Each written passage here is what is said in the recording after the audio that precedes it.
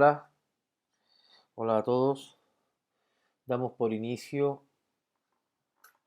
el curso de preparación para la prueba de transición a la educación superior. En esta prueba, como ustedes saben, está dividida en cuatro secciones o cuatro ejes temáticos. El primero es números, luego le sigue álgebra y funciones. El tercer eje temático es geometría y el cuarto, estadística y probabilidades. Nosotros vamos a comenzar por el eje temático 4, por estadística y probabilidades. Así que vamos a ello. La vamos a describir, vamos a mostrar, según lo que nos dice el Ministerio de Educación junto al DEMRE, responsable de la administración de esta prueba, cuál es la unidad temática y la descripción para esta nuestra primera clase. En esta clase nos vamos a preocupar de entender cómo es que se representan los datos a través de tablas y de gráficos. Vamos a mirar los contenidos de las tablas de frecuencia, frecuencias absolutas y relativas, los tipos, de gráficos que permiten representar a estos datos. Y bueno, se va a dejar al final un pequeño trabajo respecto de algunos problemas que involucren tablas y gráficos en diversas situaciones. Lo primero tenemos que partir diciendo al estudiar estadística es definir lo que es la variable estadística. Podríamos decir que es una característica que se asocia a los elementos que se quieren estudiar, elementos que están dentro de una muestra o de una población. Cuando esta variable estadística toma un valor, se le denomina dato y ese valor generalmente se representa utilizando la letra X. Es importante nombrar que para que la variable pase a llamarse dato y se diga que asume un valor, no solamente se refiere a un valor de tipo numérico, sino que también puede ser a una virtud o a una característica que represente al elemento que se quiere estudiar. Las variables estadísticas que corresponden ya lo dijimos, a la característica que varía entre los diferentes individuos o elementos de una población, pueden ser, por ejemplo, la edad, que sería un tipo de datos al cual le podemos asociar un valor. El color de pelo, el color de pelo también es un dato al cual le podemos asociar una característica. Equipo de fútbol preferido, etcétera. Como ustedes pueden ver, las variables a las cuales se le puede asociar un valor, si este valor es de tipo cuantitativo o si es de tipo cualitativo, entonces vamos a estar hablando de una cualidad o una característica de la población. En el fondo, una variable estadística cualitativa es cuando estamos preocupados o estudiando el atributo de los elementos de un estudio. Estos atributos o estas variables estadísticas cualitativas pueden ser de tipo nominal si es que no existe un orden de jerarquía. Por ejemplo, color preferido. Si nosotros le preguntamos a un grupo de personas cuál es el color preferido y nos dicen a modo de ejemplo que es el rojo, el azul y el blanco, al momento de hacer una presentación de los datos, no hay un orden que prevalezca sobre otro. Por lo tanto, esa variable que es cualitativa es nominal. También los equipos de fútbol podría ser una variable cualitativa nominal. Será ordinal si es todo lo contrario, si es que existe un orden jerárquico. Por ejemplo, ¿qué atributo o cualidad podría ser parte de una variable cualitativa de tipo ordinal? Por ejemplo, el nivel de escolaridad. Si estamos estudiando el nivel de escolaridad, evidentemente que aquellas personas que tengan algún magíster, algún doctorado, están por sobre, hay un orden ahí, ¿sí? De las personas, por ejemplo, que han terminado solamente la enseñanza media, o respecto a las personas que han obtenido un título de carácter técnico o profesional.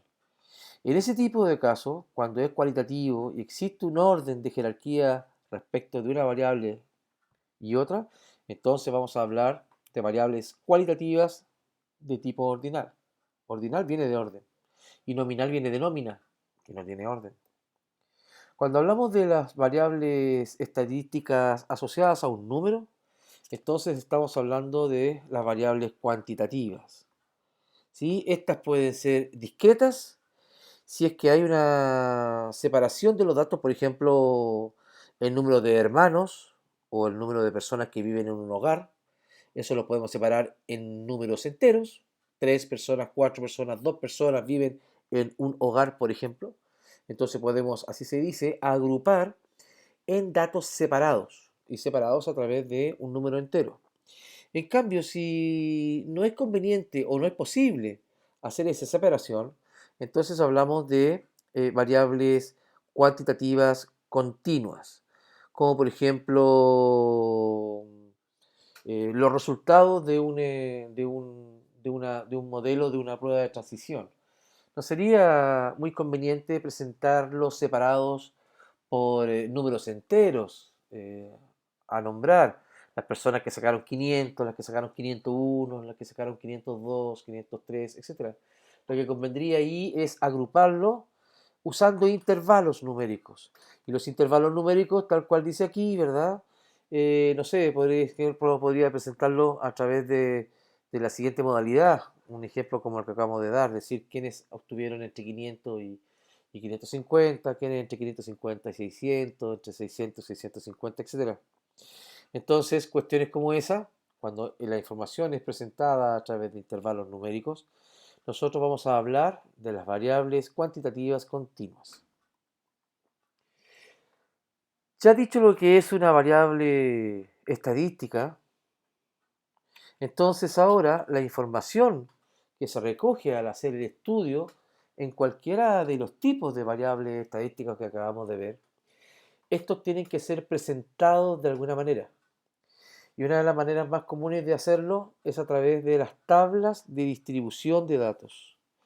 Las tablas de distribución de datos, también denominadas tablas de distribución de frecuencias, lo que muestran no es solamente los datos, que están ordenados y clasificados en grupos, que como ya vamos a ver, se llaman clases de frecuencia. Por ejemplo, si queremos estudiar la edad de los estudiantes del Macay de la enseñanza media, a lo mejor nos encontraríamos con que el que tiene menos edad tiene 14 años y el que tiene mayor edad tiene 19 años. Entonces significa que los estudiantes de la enseñanza media del Macay los vamos a agrupar en 14, 15, 16, 17, 18 y 19. 14, 15, 16, 17, 18 y 19. Eso significa que los estudiantes se separan en 6 grupos. Desde 14 a 19 hay 6 edades diferentes. Eso significa que las clases o clases de frecuencia son 6. ¿Perfecto? Dentro de esa tabla, nosotros comenzamos a llenarla después que presentamos los datos ordenados, siempre ordenados de menor a mayor y clasificados en grupos o clases de frecuencia. Tenemos que comenzar a completar la tabla con las frecuencias de cada una de esas clases. La frecuencia más común es la frecuencia absoluta de la clase, que es el número de veces que aparece cierto dato. En el ejemplo que acabamos de nombrar, sería la cantidad de estudiantes que tienen 14 años, la cantidad de estudiantes que tienen 15, los que tienen 16, etcétera, hasta llegar a 19. Eso que generalmente se asocia a la letra F minúscula se denomina la frecuencia de la clase o la frecuencia absoluta de la clase. Si nosotros tomamos las frecuencias absolutas cada una de cada clase y la sumamos, lo que va a resultar va a ser el total de datos, o se denomina también el tamaño de la muestra. El total de datos o tamaño de la muestra, entonces, se va a encontrar si es que uno suma cada una de las frecuencias absolutas de cada clase. Supongamos que nosotros queremos tomar la frecuencia de una clase y compararla respecto del total de datos o el tamaño de la muestra. Ejemplifico. Si los niños que tienen 14 años son 20 y resulta que en toda la enseñanza media del Macay existen 200 alumnos y queremos ver cuánto es 20 de 200, la respuesta a esa pregunta puede darse diciendo 20%, perdón, 10%, 20 de 200 es el 10%, o podría ser 0,1, o puede ser incluso 20 partido por 200, que si uno simplifica de modo correcto esa fracción, queda un décimo. 10%, 0,1 o un décimo es el resultado de comparar la frecuencia absoluta de una clase respecto del total. Esa comparación siempre se hace a través de un cociente, a través de una división. Por lo tanto, las frecuencias relativas de cada clase es el resultado de esa comparación. Como ya dijimos, esto puede ser expresado de forma decimal, porcentual o incluso como fracción. Si nos vamos hacia lo que hacía la PCU, generalmente expresa la frecuencia relativa de forma decimal o de forma porcentual. No han habido en toda la historia de la PCU alguna vez que hayan presentado una frecuencia relativa como una fracción, pero puede darse el caso. Volvamos a las frecuencias absolutas de cada clase. Si nosotros empezáramos a ver cuánto se acumula por clase, es decir, cuánto se acumula la primera clase, la primera con la segunda clase, la primera con la segunda y la tercera clase, la primera con la segunda, la tercera y la cuarta clase, etcétera, etcétera, entonces estaríamos encontrando la frecuencia absoluta acumulada. La frecuencia absoluta acumulada, entonces, es la suma de las frecuencias absolutas que se van obteniendo por clase. Evidentemente, la frecuencia que se acumula en la tercera clase va a ser menor que la que se acumula en la segunda clase. Perdón, va a ser mayor que la que se acumula en la segunda clase, pero menor, eso quería decir, respecto a la que se acumula en la cuarta clase. ¿Perfecto? Generalmente la frecuencia absoluta acumulada se asocia a una F mayúscula. Lo mismo puede pasar con las frecuencias relativas acumuladas. Es lo mismo, pero lo que se va sumando son las frecuencias relativas por clase. Quiero decir algo respecto a la frecuencia acumulada absoluta o la frecuencia acumulada relativa. En el caso de la frecuencia acumulada absoluta, la última celda que llega hacia el final de todas las clases y que representa la suma de todas las clases, siempre debe coincidir con el total de los datos o el tamaño de la muestra. ¿Perfecto? Ahora, las frecuencias acumuladas por clase, pero la relativa, lo que debe ocurrir es que al sumar todas las frecuencias relativas, dé como resultado final 1, si es que las frecuencias relativas están expresadas en forma decimal, o como 100% en caso de que las frecuencias relativas sean presentadas en forma porcentual. ¿Ok? Miren un segundito la tabla que está ahí. Les doy 15-20 segundos para que la miren.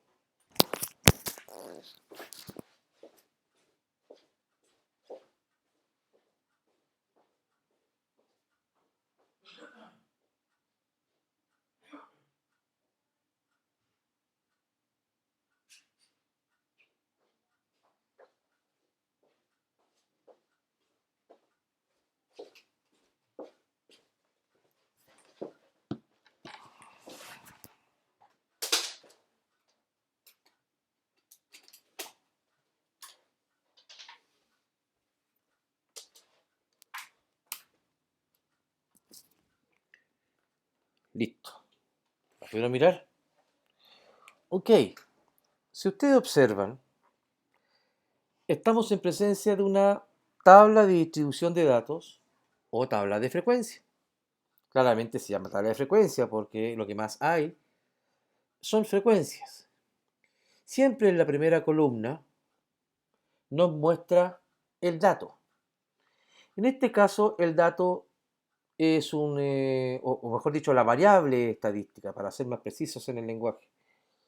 El dato corresponde a los valores de cada una de las variables estadísticas. Esta variable estadística es de tipo cuantitativo y como está separado por números, es como el ejemplo de las edades de los estudiantes de enseñanza media del Macay, entonces es de tipo discreto. Estamos en presencia entonces de una tabla de distribución de datos con datos de tipo cuantitativo discreto. La segunda columna nos muestra la frecuencia de cada uno de estos datos. Eso significa que hay 5 personas que tienen 15 años, hay 15 que tienen 16, 25 que tienen 17, etc.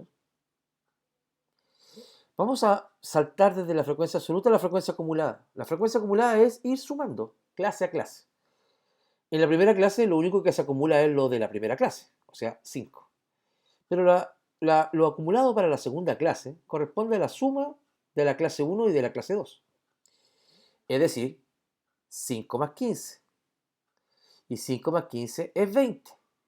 Esto es lo que se ha acumulado para la clase 2. Lo acumulado para la clase 3 corresponde a lo acumulado para la clase 2 más la clase 3. Es decir, 20 y 25, 45. Obviamente que este 45 también se puede obtener desde la suma de las tres primeras clases, 25, 15 y 5. Lo acumulado para la cuarta clase corresponde a lo acumulado en la tercera clase más la cuarta clase, y 45 y 45, 90. También ese 90 puede ser el resultado de la suma de las 4 primeras clases. Y así hasta llegar a la última clase, el acumulado anterior más lo correspondiente a la quinta clase o a la clase 5, y eso da un total de 100. Entonces nosotros podemos observar que esta, que es la última celda, lo que hace es mostrar al total del grupo de jóvenes que se le preguntó su edad. Fueron 100 personas las que conforman este grupo de datos o esta muestra. La frecuencia relativa, entonces, ya dijimos, lo que hace es comparar el valor de la frecuencia absoluta de la primera clase, 5, respecto del total, siempre respecto del total. Y 5 sobre 100, o sea, 5 partido por 100, es 5%. Así que lo que se obtiene de comparar la frecuencia de la primera clase con el total, expresado en lenguaje porcentual, es 5%. Ese 5% también podría escribirse como 0,05 si es que uno lo quisiera escribir en forma decimal. Del mismo modo, si comparamos la frecuencia de la segunda clase con el total, 15 de 100, 15%, 25 de 100, 25%, 45 de 100, 45%, etc.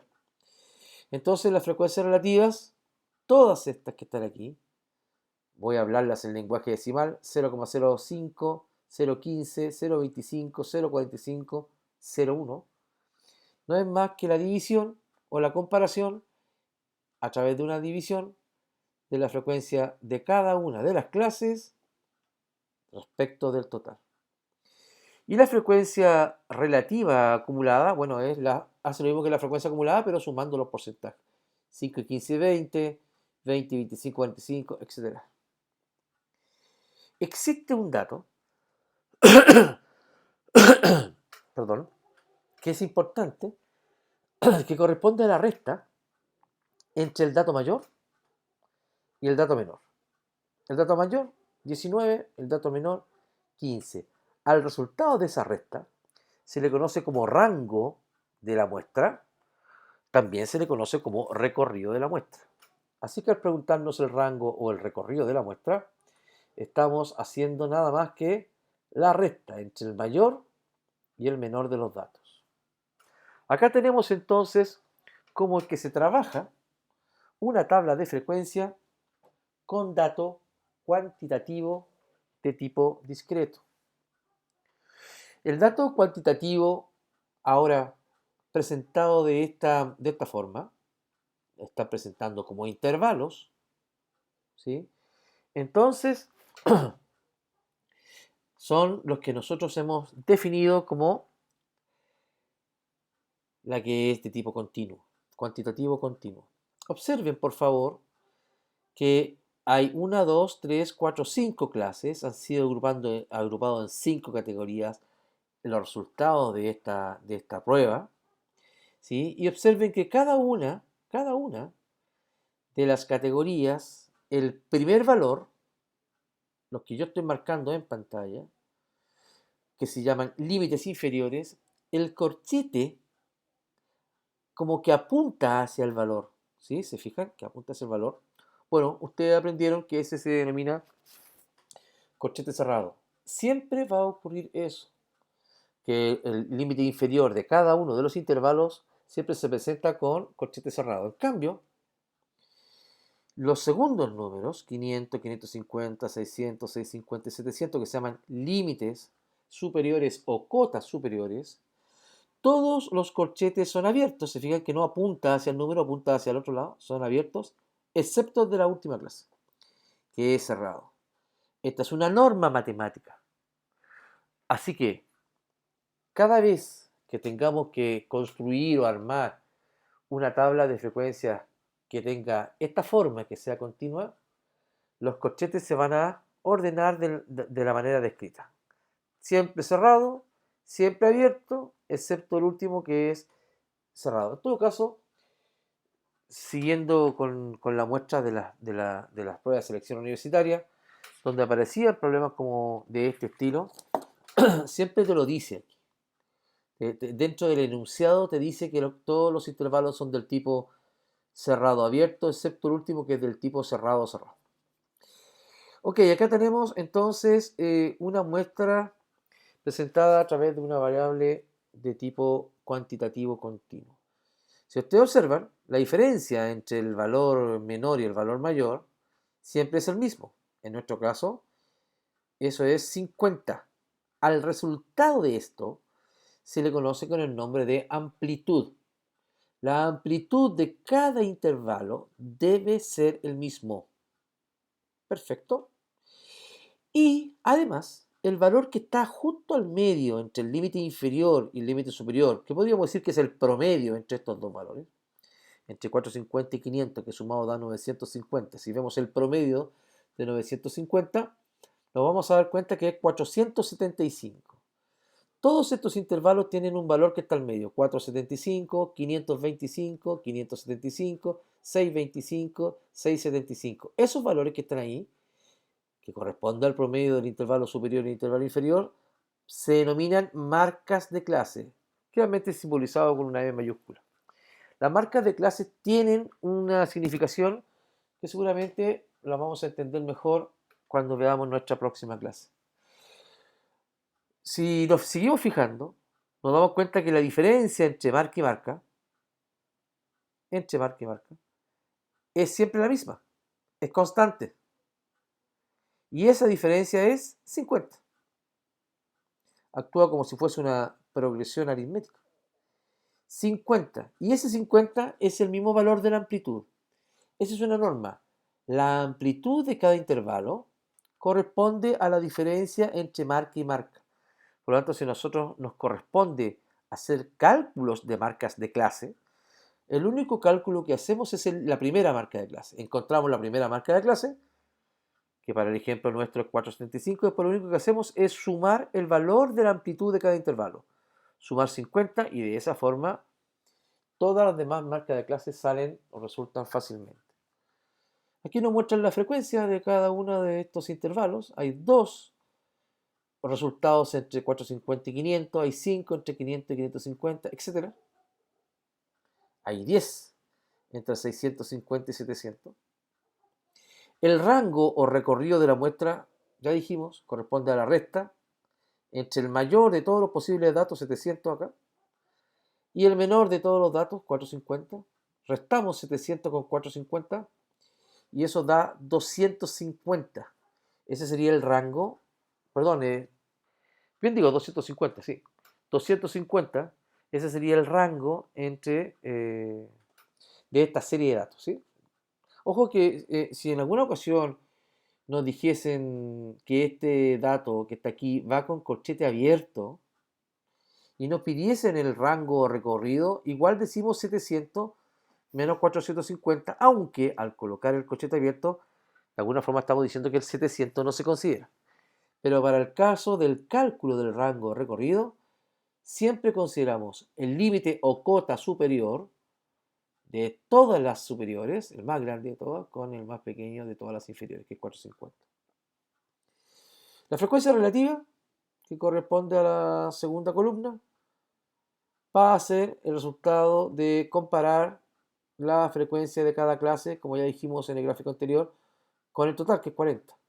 Y si dividimos 2 en 40, eso da un veinteavo. Y el un veinteavo, ojalá me puedan seguir lo que estoy hablando, si lo amplificamos, el 20 lo transformamos en 100, un veinteavo, el 20 lo transformamos en 100, es decir, amplificamos por 5, nos queda 5 cienavos. Un veinteavo es igual a 5 cienavos. Y eso lo leemos al tiro como 0,05 o 5%. De cualquiera de las dos formas se escribe. Una buena cosa a tener en consideración es cuando hacemos comparación entre la frecuencia absoluta y el total de datos. ¿Sí? Te va a salir una fracción. Y si el numerador es un número fácilmente transformable en 100, como ya mostramos, 2 sobre 40 simplificado es 1 sobre 20, y el 20 lo amplificado por 5 queda 5 sobre 100. Es bueno porque cada vez que tenemos una fracción con denominador 100, podemos rápidamente traducirlo a un porcentaje. Si queremos comparar 5 con 40, eso nos da 0,125 o 12,5%, 8 en 40, 0,2 o 20%, 15 en 40, 0,375 o 37,5%, etc. La frecuencia acumulada, ya sabemos, es la suma de cada una de las frecuencias por clase. 2 para la primera, 2 y 5, 7 para la segunda, al 7 le sumamos 8, vamos acumulando 15 en la tercera, al cual le sumamos otros 15 en la cuarta, con lo que llevamos acumulado tercero para la cuarta clase, y le terminamos sumando 10 y completamos 40. Que ya dijimos, esta última celda tiene que ser el total de datos, y ciertamente coincide con el total de datos como se ve ahí. Perfecto. Y las frecuencias relativas acumuladas es ir sumando, ¿no? 0,5 más 0,125 da 0,175 o 17,5%. Fíjense que aquí nos están mostrando la frecuencia relativa acumulada en lenguaje porcentual. Pero perfectamente también podría salir en lenguaje decimal. Ir sumando 0,05 más 0,125, escribir ahí en vez de 17,5%, 0,175. Ahora, cuando es presentado en forma porcentual, debe llegar a 100%. Y si fuera presentado en forma decimal, debe llegar a 1. Acá tenemos entonces un segundo tipo de tabla de frecuencia de tipo cuantitativo continuo. Pero también los datos pueden presentarse en forma de gráfico. Los gráficos, siempre los gráficos,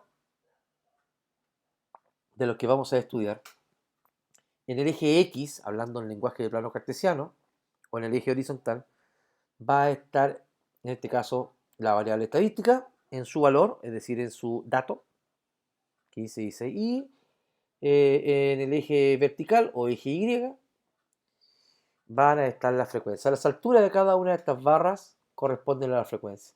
Las barras, al estar separadas, pasa a llamarse este gráfico de barra simple o columna, y generalmente se utiliza para representar variables discretas, como es lo que se está representando aquí, o también puede ser de tipo cualitativo.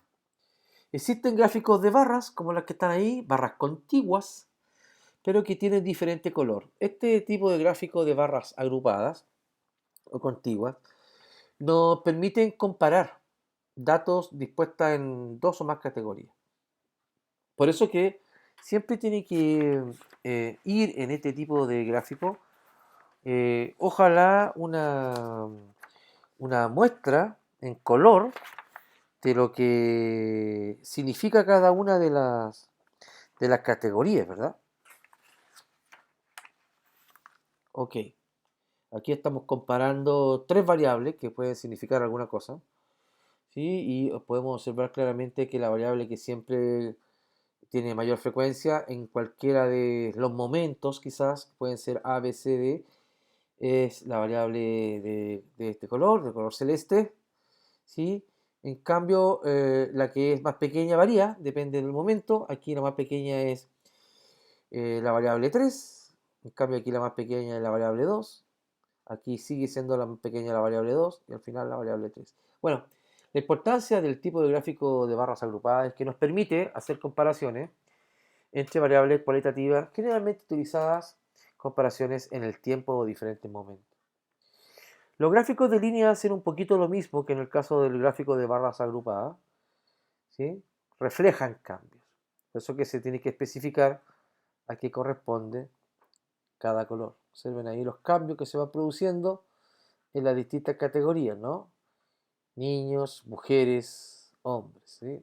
Se nota que del año 90 al año 91 los hombres y las mujeres caen, en cambio los niños suben. Y entre el año 91 y el 93 los hombres suben y las mujeres caen. Y el hombre subió más que la mujer, etcétera. Uno puede hacer comparaciones a través de gráficos de línea de dos o de tres variables, de dos o más variables. Así igual que en el gráfico anterior, el de barras agrupadas. Tenemos un gráfico como de ese estilo, que es un gráfico que sirve para variables tanto de tipo cualitativo como cuantitativo de estilo discreto, que tenemos que cada pedacito de esto, que se llama sectores circulares, este gráfico a veces se conoce con el nombre de gráfico de torta, ¿no es verdad? Como son porcentajes, estas son todas frecuencias relativas, ¿sí? Están representando esta frecuencia relativa a deportes practicados. Entonces, visiblemente es muy fácil darse cuenta que el fútbol en un 40% es el deporte que hacia la consulta de alguna muestra es el deporte preferido, ¿no?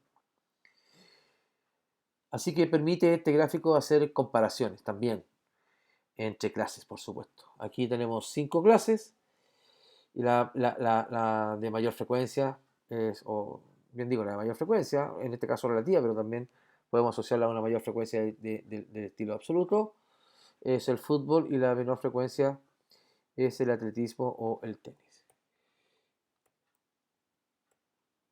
Y este es un gráfico que se utiliza, el histograma, solo para datos de tipo continuo, que son los que se agrupan en intervalos numéricos. Si lo miramos bien, este gráfico que está aquí, aquí hay 1, 2, 3, 4, hay 5 barras todas pegadas, significa que el tiempo que demoran los estudiantes de octavo básico en llegar al colegio, esa información está separada en 5 categorías, ¿sí? La amplitud de cada columna, fíjate, 10 en la amplitud, 10 en la amplitud, de 20 a 30, 10, de 30 a 40, 10, de 40 a 50, 10, corresponde a la amplitud de cada intervalo. O sea que si nosotros quisiéramos tomar este histograma y transformarlo en una tabla de frecuencia, tendríamos 5 categorías. La primera sería de 0 a 10, 0 cerrado, 10 abierto. De 10 a 20 sería la segunda categoría, 10 cerrado, 20 abierto. De 20 a 30 la tercera, 20 cerrado, 30 abierto, etcétera, hasta llegar a la quinta, que es de 40 cerrado hasta 50 corchete cerrado. Las alturas de cada una de estas barras muestra la frecuencia.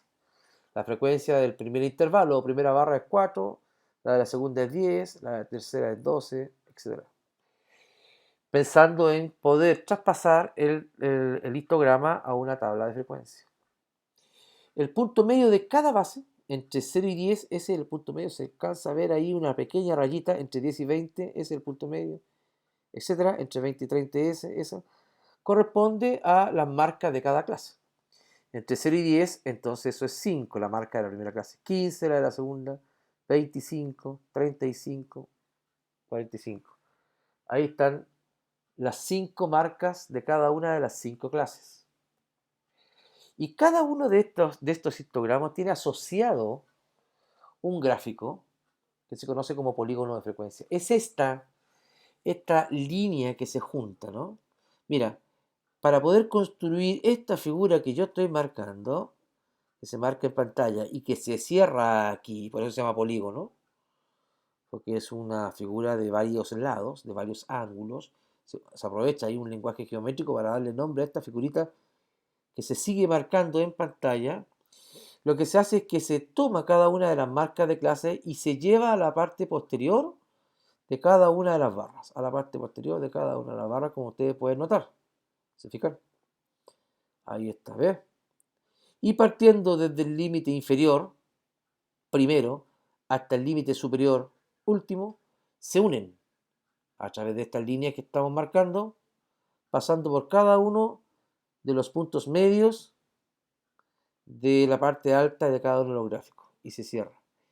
Esta figura podría aparecer sin esta otra, solo esta, y a partir de esta construirse el histograma, o al revés, a partir del histograma construirse el polígono de frecuencia. ¿Qué es lo que hace la prueba o qué es lo que ha hecho la prueba? Siempre ha presentado histogramas, no polígonos de frecuencia, pero también está dentro de lo que se debe manejar. Y por último, vamos a presentar este gráfico que está aquí, que es un gráfico muy especial, que recibe el nombre de polígonos de frecuencia acumulada o ojiva. Una ojiva o un gráfico de polígono de frecuencia acumulada lo que hace es mostrarnos la frecuencia acumulada. Por eso que este es un gráfico que siempre va subiendo. Como mucho podría llegar a ser plano en caso de que alguna de las clases de los gráficos no aportara ninguna, es decir, que el valor de la frecuencia fuese cero. Entonces ahí no estaría aportando nada. Eso puede darse, ¿eh? Es una posibilidad. Ahora bien, ¿cómo lo interpreto esto? Aquí abajo pueden estar puestas aquí las marcas de clase, que es lo que en la mayoría de las veces ocurre, o los límites superiores de cada clase. ¿Cómo nos damos cuenta si estos valores que están aquí corresponden a las marcas de clase o a los límites superiores de cada clase? Dependiendo de la diferencia que existe entre cada valor. Si nosotros observamos la diferencia que existe entre este es 9, 9, 9, 9, pero entre 19 y donde parte el polígono de frecuencia, que es de frecuencia acumulada, que es 0, esta diferencia ya no es 9, es 19. Entonces, como este valor que está aquí viene a romper el constante valor de diferencia entre lo que se está marcando, entre los numeritos que aparecen en el eje horizontal, entonces, y en ese caso, estos valores que están aquí corresponden a las marcas de clase. Si esto hubiese partido en 10 en vez de en 0, entonces entre 10 y 19, entre 19, siempre hubiese sido la diferencia 9, entonces estos representarían los límites superiores de cada uno de los intervalos. En este caso, lo que tenemos son las marcas de clase. 19, 28, 37, 46, 55. Ya dijimos anteriormente que la diferencia entre marca y marca es la misma diferencia que se produce como amplitud del intervalo. ¿Ok? O sea que cada intervalo va a tener una diferencia de 9. Entre 19 y 28 hay 9, por lo tanto el valor que está ahí es 19 más 4,5, o sea es 23,5. Y si le sumamos 9, va a llegar a 32,5. Si le sumamos 9, va a llegar a 41,5. Si le sumamos 9, va a llegar a 50,5. Bueno, esos valores que están ahí, y 59,5, por supuesto me faltaba uno más porque tengo una marca de clase, ahí está, corresponden a cada uno de los límites superiores de este intervalo. ¿Cómo obtengo esto que está acá? Bueno, La amplitud es 9, ya dijimos, que es la misma diferencia que existe entre marca y marca. Así que cada uno de estos valores que obtuvimos justo de aquí al medio, de ahí, de ahí, de ahí y de acá, que son estos que están aquí, se le resta 9 y al restársele 9 se obtiene el límite inferior de cada uno de estos intervalos. Entonces, mirando la marca de clase, nos construimos, pensando que estamos armándonos una tabla de frecuencia a partir de un gráfico, nos construimos los datos presentados en modo continuo. Estos valores que están aquí, que son las frecuencias acumuladas, se obtienen desde el gráfico mismo.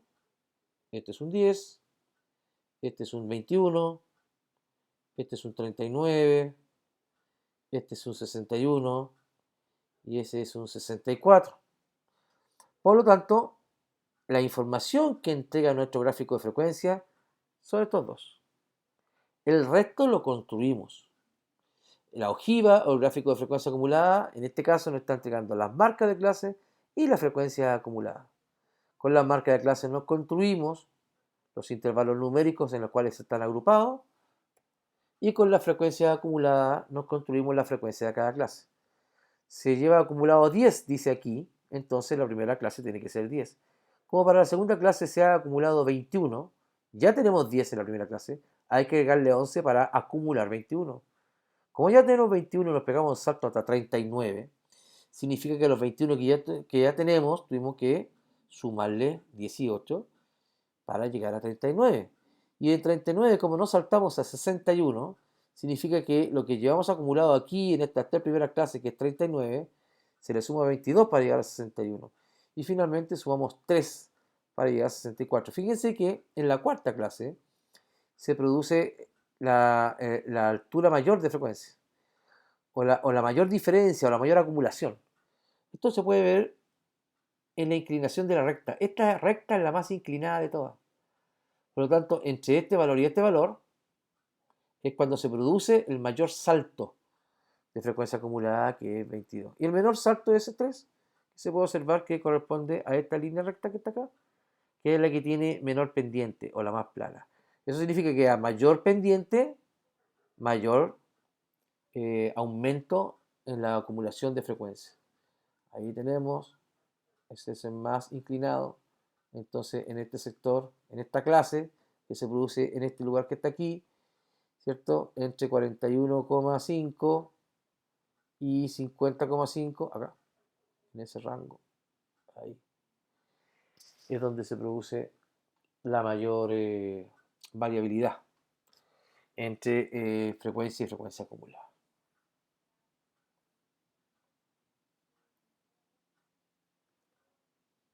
Este temario entonces será aquel que nos va a ayudar para la tarea que se asocia a esta presentación. Hasta la próxima clase.